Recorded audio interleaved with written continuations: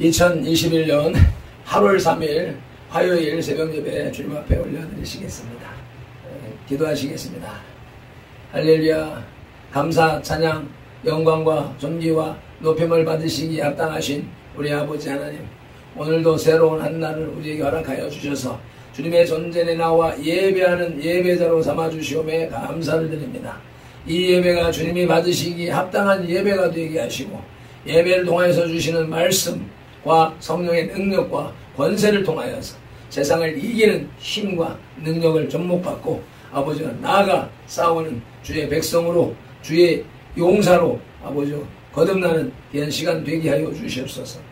나약하고 연약함을 떨쳐버리고 용맹 정진하는 주의 백성들이 다 될 수 있도록, 그래서 이 땅에 하나님 나라를 넓혀 나가고 완성해 가는 역할을 감당하는 주의 백성들이 다 될 수 있도록 주님 인도하여 주시옵소서. 하루 일과의 시종을, 또 예배의 시종을 주님 앞에 의탁하오며 예수님의 이름으로 기도드리옵나이다. 아멘. 사도신경으로 신앙 고백 드리겠습니다. 전능하사 천지를 만드신 하나님 아버지를 내가 믿사오며 그 외아들 우리 주 예수 그리스도를 믿사오니 이는 성령으로 잉태하사 동정녀 마리아에게 나시고 본디오 빌라도에게 고난을 받으사 십자가에 못 박혀 죽으시고 장사한 지 사흘 만에 죽은 자 가운데서 다시 살아나시며 하늘에 오르사 전능하신 하나님 우편에 앉아 계시다가 저리에서 산자와 죽은 자를 심판하러 오시니라. 성령을 믿사오며 거룩한 공회와 성도가 서로 교통하는 것과 죄를 사하여 주시는 것과 몸이 다시 사는 것과 영원히 사는 것을 믿사옵나이다. 아멘. 오늘의 찬송, 주와 같이 길에 가는 것 찬송 올려드리시겠습니다.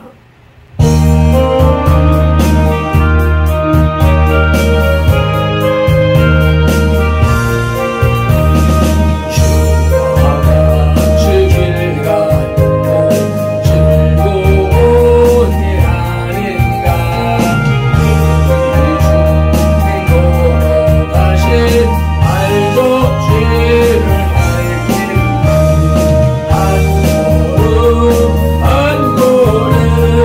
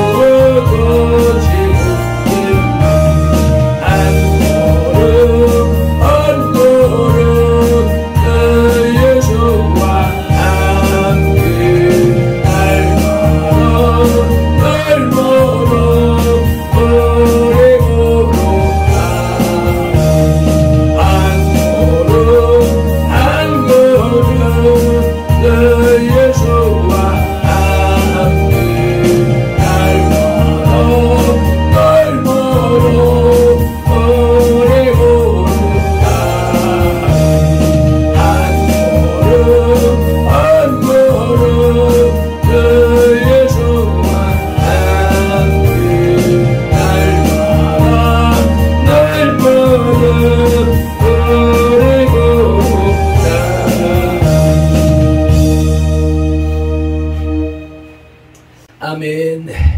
오늘 우리에게 주시는 하나님의 말씀은 로마서 3장 16절로 17절 말씀입니다. 여전히 로마서 3장 9절로부터 18절까지 다 죄 아래 있다는 단락입니다. 16절 17절 말씀 함께 합독하십니다. 파멸과 고생이 그 길에 있어 평강의 길을 알지 못하였고. 아멘. 파멸과 고생이 그 길에 있어 라는 말씀은 이사야 59장 7절의 의미를 인용하여 보충한 것으로, 이사야는 당시 유대인들의 사상적인 나약함을 묘사한 것이나 바울은 육체적인 비참함을 나타내고 있습니다. 반주는 본문을 피 흘리는데 그 발을 신속히 옮기는 자들의 당하는 비참한 최후로 보지 않고 오히려 이들로 인해 당하는 선한 자들의 고통으로 이해합니다. 그래서 반주는 악인들이 가는 길에 있는 선인들은 항상 파멸과 고생이 뒤따른다고 해석합니다. 그러나 이상근 목사는 파멸을 악인들이 행하는 일로, 또 고생은 그 일로 인해 악인들이 당하는 고통으로 이해하면서 본문은 피 흘리는데 신속히 그 발을 옮기는 자들이 궁극적으로 당하게 될 결과, 즉 멸망을 가리킨다고 주장합니다. 반면에 매튜 헨리는 양자 모두를 지지하면서 악인이 가는 곳은 항상 파멸과 고생으로 가득 차 있고, 악인이 속한 사회나 국가, 단체는 그 악인으로 인해 온통 고통받게 되지만 악인도 그들의 악행으로 인해 결국에는 망하게 된다고 말합니다. 본문과 그 전후 문맥을 비교해 볼 때 아무래도 두 번째 견해는 무리가 있는 것 같습니다. 그러므로 첫 번째와 세 번째 견해를 수용함이 좋을 듯 합니다.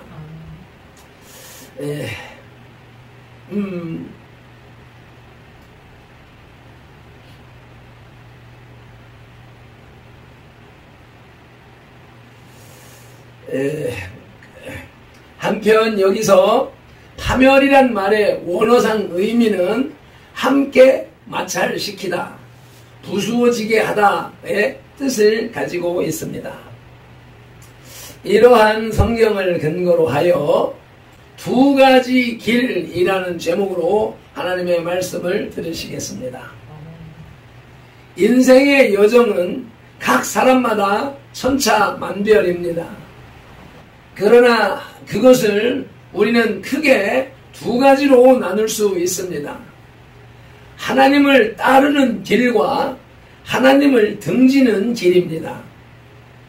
하나님께서 천지 만물을 지으신 창조주이심으로 하나님을 따르는 길이 인생의 목적을 실현할 수 있는 길이요, 생명의 길입니다.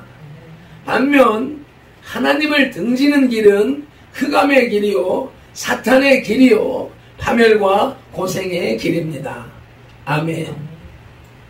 두 가지 길 중에 첫째는 세상의 길입니다. 세상의 길은 첫째로 파멸의 길입니다. 세상을 따르고 하나님과 원수된 많은 사람들은 사치와 향락을 마음껏 즐깁니다. 얼핏 보면 이 세상에서는 그들이 승리하고 하나님이 패배한 것 같습니다. 그러나 하나님께서는 이 길이 파멸의 길이라고 단호히 선포하십니다. 우리에게 세상을 사랑치 말라고 요한일서 2장 15절에서 말씀하시고, 세상의 부자들에게는 화가 임할 것임을 야고보서 5장 1절로 6절에서 선언하십니다. 세상의 길을 가는 사람들은 하나님의 종말론적 심판대 앞에서는 세상 끝날에 자기들을 위한 구원의 자리가 없음을 알게 되는 때가 오고야 말 것입니다. 아멘. 세상의 길은 둘째로 고생의 길입니다. 세상의 길은 고생의 길입니다. 그러나 겉보기에는 안락하고 평화로운 삶일 수도 있습니다. 어떤 경우에는 그리스도인의 삶보다 세상을 따르는 불신자의 삶이 더욱 고생스럽지 않고 복된 삶같이 보일 수 있습니다. 그런 경우가 적지 않습니다. 하지만 그것은 어디까지나 피상적인 모습에 불과합니다. 우리가 조금 신경을 써 그들의 내면을 들여다보면 그들이 깊은 혼란과 번민 속에 빠져 있음을 알게 됩니다. 그들의 가슴앓이가 얼마나 크며 경우에 따라서는 인생을 얼마나 막 사는지 알 수 있습니다. 세상에서 인간에게 참 평안을 줄 수 있는 것은 아무것도 없습니다.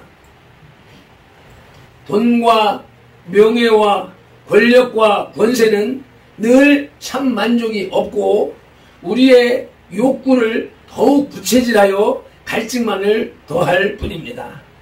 아멘.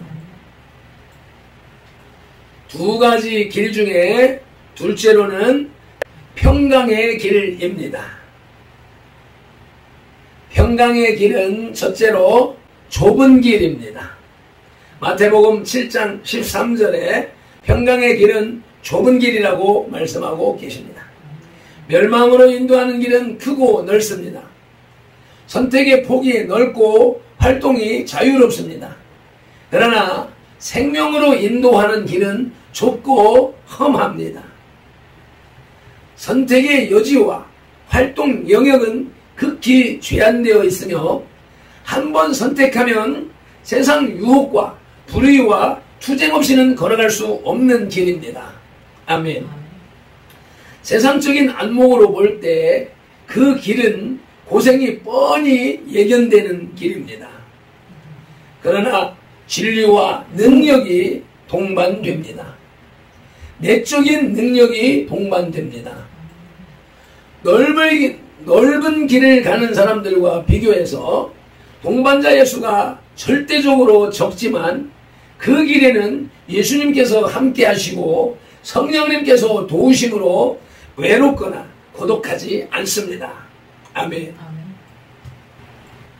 평강의 길 둘째로는 자기 부인의 길입니다. 평강의 길 첫째는 좁은 길이었습니다. 또한 참 평강과 생명의 길은 자기 부인의 길입니다. 대개 사람들이 마음의 참 평강을 얻지 못하며 결국 파멸에 이르는 이유는 끊임없이 솟아나는 갖가지 욕망을 통제하지 못하기 때문입니다. 선한 욕망은 키우고 세속적 욕망은 적당한 선에서 통제해야 하는데 역으로 선을 통제하고 세속적 욕망을 키우기 때문입니다. 이러한 현상은 인간에게 엄청난 내적 분열을 초래하며 파멸을 유도합니다. 따라서 참 평강과 생명 얻기를 원한다면 육적인 자아를 죽여야 합니다. 나아가 자기 생명에 대한 집착까지라도 버려야 합니다.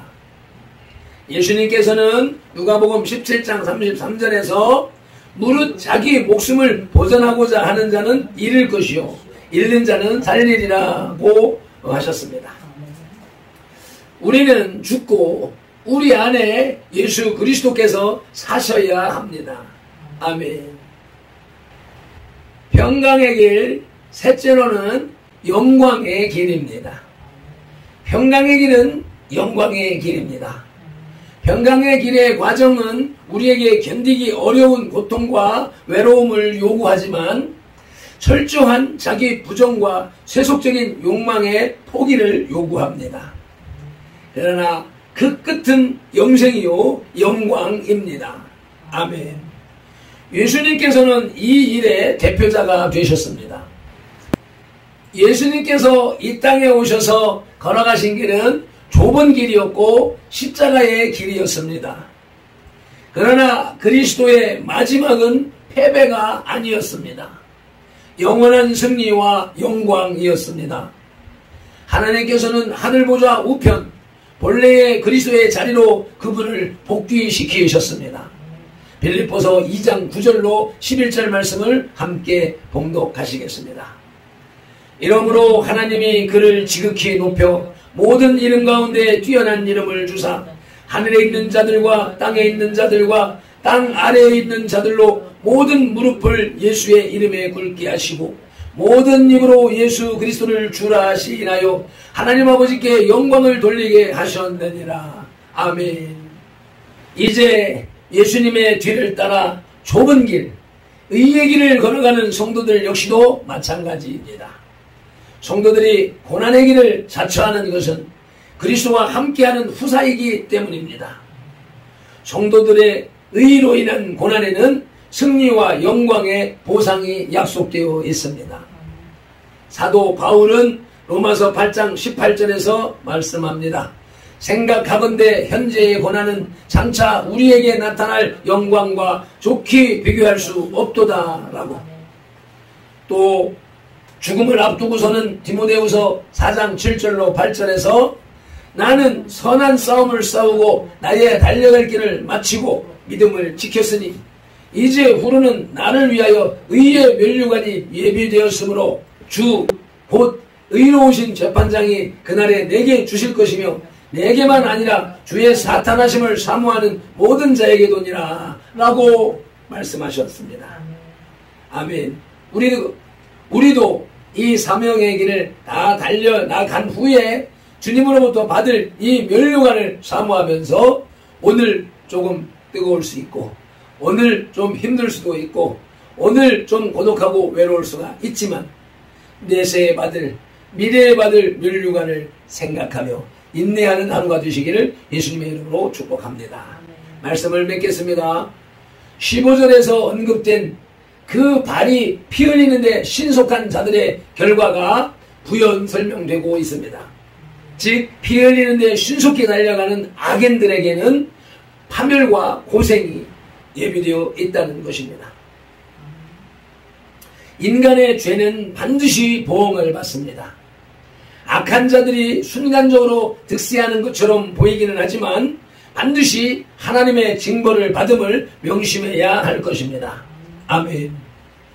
원수 갚는 것을 우리가 할 것이 아니라 하나님 앞에 맡김으로 그들의 머리 위에 숯을 쌓는 그런 하루하루 삶이 되시기를 예수님의 이름으로 축복합니다. 기도드리시겠습니다. 주님, 어제의 말씀 악인들은 파멸의 길로 달려가는데 그 발걸음이 빠르다고 말씀하셨습니다.